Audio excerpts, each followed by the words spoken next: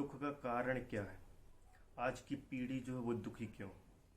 हम देखते हैं लोगों के अंदर बहुत अवसाद है, लोग पीड़ित हैं, बहुत ज़्यादा परेशान हैं। इतने विकास होने के बाद भी आज के युग में फिर भी लोग दुखी हैं। दुख का जो कारण है मूल रूप से वो आसक्ति है, किसी भी वस्तु के प्रति आसक्ति। कि हम जब कोई चीज़ चाहते, किसी चीज़ की चाहत रखते हैं, हम महत्वाकांक्षाएं रखते हैं, कुछ चीज़ को पाना चाहते हैं और वो हमें नहीं मिलती, तो हमें उससे दुख मिलता है, अवसाद आता है हमारे अंदर कि हम उस चीज़ को नहीं पा सके।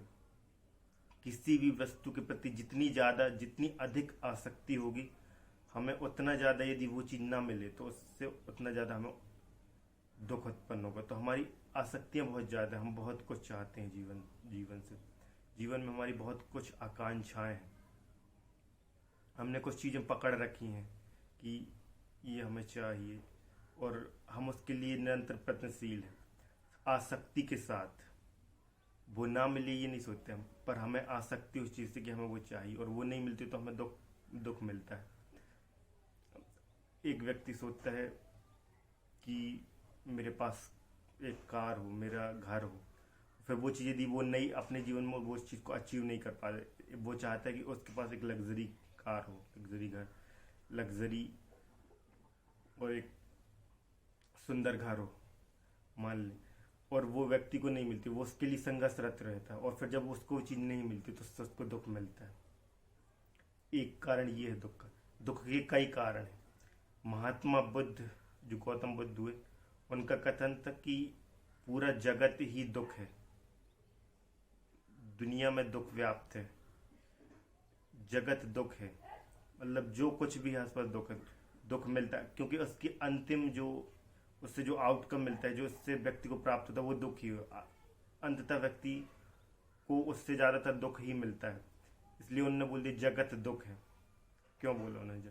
क्योंकि हम जगत में जो कुछ भी देखते हैं, जो भी हमारा जो जगत है, उससे हम कुछ चाहते हैं, कुछ मांगते हैं, और जीवन में हर चीज़ें हमको अचीव नहीं कर, हम हर चीज़ नहीं पा सकते। अब एक एक वस्तु के प्रति 100 लोग भाग रहे हैं, वो मिलेगी एक को। अब प्रधानमंत्री पद के लिए 100 लोग चाहते हैं कि मैं प्रधानमंत्री बन जाऊं। अब 100 के 100 तो बन नहीं सकते, कोई एक बनेगा। तो लोगों की चाहत है, ऐसी चाहत है जो पूरी ना हो सकती। यदि चाहे भी तो उसको पूरा नहीं कर सकते। यदि अस्तित्व उसके अनुकूल होता है, अस्तित्व सोचता कि हर व्यक्ति की जो मनोकामना मैं पूर्ण कर दूं, तो एक पल के लिए अस्तित्व तो नहीं रहेगा। एक पल में जो पूरा अस्तित्व है वो बिखर जाएगा, संसार बिखर जाएगा, क्योंकि हर व्यक्ति की आकांक्षाएं इस प्रकार की हैं, अतिशयोक्ति भरी हुई। वो कुछ ऐसा चाह रहा है जो ना मिल सके, और चाह तो रहे हैं, उसके साथ आसक्ति नहीं होनी चाहिए। हमें जो आ रहा है उसको एक्सेप्ट करना चाहिए। ये है दुख से बचने का उपाय। हम आसक्त हैं किसी भी चीज के प्रति, उस आसक्ति को खत्म करें, उसको कम करें। पूर्ण रूप से तो खत्म नहीं कर सकते, पर कम किया जा सकता है।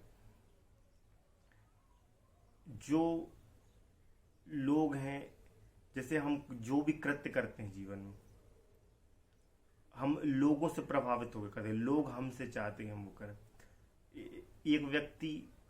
किसी व्यक्ति ने हमारी प्रशंसा की, हम खुश हो जाते हैं। किसी व्यक्ति ने हमें कुछ अपशब्द बोला, कुछ बुरा बोला, हम तुरंत दुखी हो जाते हैं। हमारी जो भाव दशा वो बदल जाती है।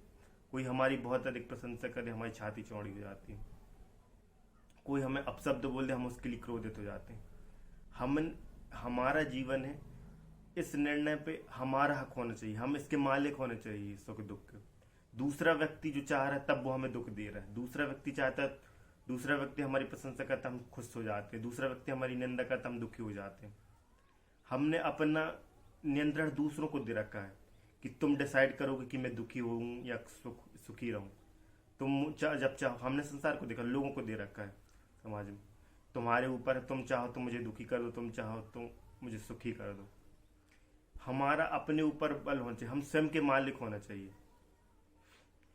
सन्यास का यही अर्थ है। जो सन्यासी व्यक्ति है उसने इस चीज पर कंट्रोल पा लिया कि दूसरा व्यक्ति उसे नियंत्रित नहीं कर सकता। दूसरा व्यक्ति यदि उसका अपमान करे तो भी उससे कोई फर्क नहीं पड़ेगा, तो भी वो उसी अवस्था में रहेगा। और कोई व्यक्ति कोई सम्मानित भी करे, कोई उसकी प्रशंसा भी कर रहा, तो भी वो उसी भाव से उससे उसकी छाती नहीं चौड़ी हो जाती। ये है संन्यास के दोनों भावों में समभाव रख पाता है वो। उस व्यक्ति को कोई दुखी नहीं कर सकता, चाहकर भी उसे कोई दुखी नहीं कर सकता, क्योंकि सुख दुख अब उसके ऊपर निर्भर। वो चाहे तो दुखी हो सकता है, वो चाहे दूसरों से कुछ कहो वो दुखी हो, ये फिर अपने निर्णय में। वो चाहे तो सुखी हो, वो चाहे दुखी हो, दोनों निर्णय तुम्हारे ऊपर है। जीवन तुम्हारा है, इस पर हक तुम्हारा होना चाहिए। दूसरा व्यक्ति तुम्हें दुख या सुख नहीं दे सकता, तुम इसके मालिक हो। तुम चाहो तो अपने जीवन में जो करो वो तुम्हारे अपने दम पर करो। तुम सुख दुख ला सकते हो। अपन ने दूसरों पर नियंत्रण दे रखा है अपने जीवन का, हम दूसरों पर नियंत्रण न दे। इस नियंत्रण को अपने आप कि सामने वाला हमें कहे, हम दोनों अवस्था में संभाव रख सकें। आज की पीढ़ी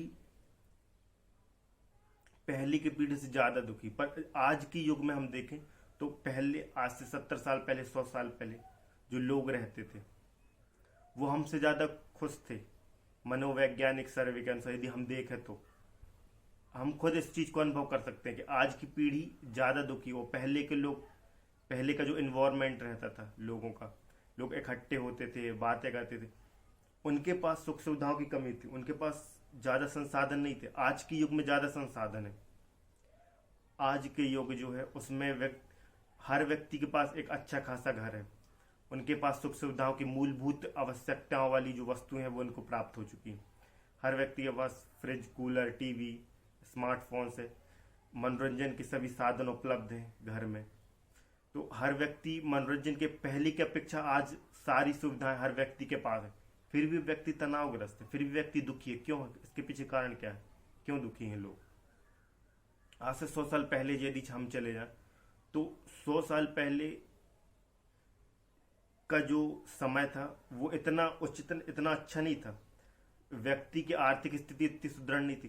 पहले लोग 100 साल पहले झोपड़ी में रहते थे लोगों के पास मनोरंजन के साधन नहीं थे, उनके पास टीवी, स्मार्टफोन्स नहीं थे, उनके पास मनोरंजन के भी साधन नहीं थे और मूलभूत। आज हम गाड़ियों में चलते हैं, पहले के लोगों को 100 साल पहले साइकिल भी नहीं थी लोग, फिर भी लोग सुखी थे। कारण क्या? वाकई में लोग सुखी थे। हमको ये जानकर चलोगे लोग सुखी थे। पहले तनाव का स्तर कम था, आज संसाधन ज्यादा हो गए फिर भी व्यक्ति सुखी नहीं। हम सोचते हैं हम संसाधन इकट्ठे कर लेंगे तो हम सुखी हो जाएंगे, हमारा जीवन सुखपूर्ण हो जाएगा। पहले की अपेक्षा पहले संसाधन नहीं थे फिर भी लोग सुखी थे, फिर भी लोगों के अंदर सदाचार अधिक था, लोग एक दूसरों का सम्मान करते थे, एक दूसरे से प्रेमपूर्ण व्यवहार रखते थे, एक दूसरे का आदर करते थे, संस्कृति ज्यादा परिपक्व थी। आज संसाधन अधिक होने के पास भी व्यक्ति दुखी। हम सोचते हैं संसाधन हम जुटा लेंगे, एक अच्छा घर हो जाएगा हमारे पास, सारे संसाधन महंगे से महंगे हमारे पास हो जाएंगे तो हम सुखी हो जाएंगे। नहीं, हम अमीर लोग भी बहुत लोगों को देखेंगे वो भी तनावग्रस्त हैं, वो भी दुखी हैं। सुविधाओं से सुख का कोई संबंध नहीं है। हम सोचे सुविधाएं इकट्ठी कर लेंगे तो हमारे जीवन से दुख हट जाएगा, नहीं। सुविधाओं से, इससे पता चलता है दोनों युगों को यदि कंपेरिजन करेंगे, पुरानी पीढ़ी 100 साल पुरानी पीढ़ी और आज की पीढ़ी में यदि कंपेरिजन करें तो हम ये देख सकते हैं, तो इससे पता चलता है कि संसाधन जो है वो सुख का कारण नहीं है। सुख व्यक्ति की आंतरिक अवस्था है, संतोष में ही सुख है। पहले का व्यक्ति संतुष्ट था, पहले के व्यक्ति के पास कुछ नहीं था, वो धूप में रहता था, अधिक काम करता था। आज हम ज्यादा सुखपूर्ण जीवन जी पा रहे हैं, फिर भी हम सुखी नहीं, फिर भी हमारे जीवन से संताप खत्म नहीं होता, दुख। सोशल मीडिया के द्वारा हमें कई प्रकार की मतलब अवसादग्रस्त चीजें देखने को मिलती है, कई प्रकार के अवसाद समाज में तेजी से लोग, क्योंकि विकास तेजी से हो रहा है और कंपटीशन की वजह से हम अपने आप को पीछे महसूस करते हैं कि हम कहीं भीड़ में पीछे खड़े हो गए, कंपटीशन अधिक हो गया। पहले की अपेक्षा पहले कंपटीशन कम था, तो पहले व्यक्ति के पास तनावग्रस्त चीजें नहीं थी, उनके पास ऐसी अधिक जानकारी नहीं मिल रही थी जो व्यक्ति को तनावग्रस्त रखे। व्यक्ति बच्चों की तरह जीवन जीता था, उसके पास जानकारियों का अभाव होता था, इस वजह से वो सुखी होता था। सुख जो है वो आंतरिक अनुभूति। व्यक्ति यदि सुखी होना है तो उसे खुद को जानना होगा, अपने अंदर उसको डूबना होगा, अपनी आंतरिक जो अनुभूति उसको करना होगा, तब व्यक्ति सुखी हो सकता है। हम संसाधन इकट्ठा कर लें, ये भ्रम है हमारा, हम संसाधन इकट्ठा कर लें तो सुखी हो जाएंगे, नहीं। अपनी अंतरात्मा को जानना, अपने अंदर लीन होना, ये है सबसे बड़ा सुख। संतोष में सबसे बड़ा सुख। सुख सुविधाओं में सुख नहीं है, संतोष में ही सुख है। और दुख से निवृत्ति कैसे होगी? आसक्तियों की कमी। हम जितनी आसक्ति कम रखेंगे, हम स्वयं अपना जो बल है, अपने आंतरिक बल है, उसको मजबूत करेंगे हम, तब जाकर कि हम दूसरों से प्रभावित ना हो, हम दूसरों को प्रभावित कर सकें। जब जो व्यक्ति दूसरों को प्रभावित करता है, दूसरों से अधिक प्रभावित नहीं होता, उसको दुखी नहीं किया जा सकता। उसमें क्षमता, वो तुम्हें दुखी करे। कौन व्यक्ति हमें दुख करता है? जिसका मनोबल दृढ़ होता है, वो तुम्हें दुखी कर देता है।